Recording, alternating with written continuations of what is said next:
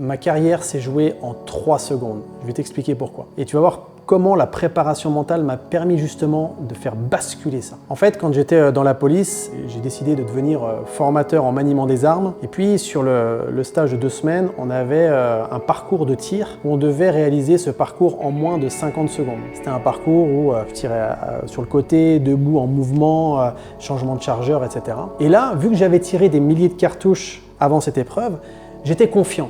Sauf que là, ce qui m'a posé problème, c'est que j'étais en excès de confiance. J'ai réalisé ce parcours avec cet excès de confiance. On avait 50 secondes maximum pour le réaliser et je l'ai fait en 53 secondes. Ça veut dire que j'ai été éliminé du stage.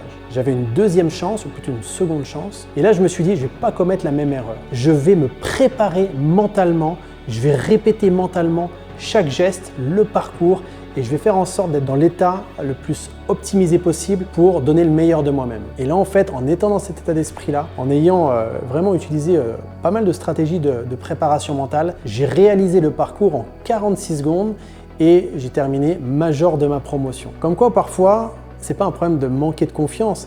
Parfois, on peut avoir trop de confiance et surtout, c'est comment on se prépare mentalement à une épreuve qui peut être décisive pour la suite de sa carrière. Parce que concrètement, si je n'avais pas été formateur en maniement des armes, je n'aurais pas non plus pu accéder à la formation pour devenir préparateur mental dans la police. Je n'aurais pas pu être le premier instructeur en préparation mentale dans la police et donc j'en serais pas là où j'en suis aujourd'hui. Donc voilà, ça s'est joué à 3 secondes, mais au final, j'ai pu mettre les bonnes choses en place pour aller jusqu'au bout.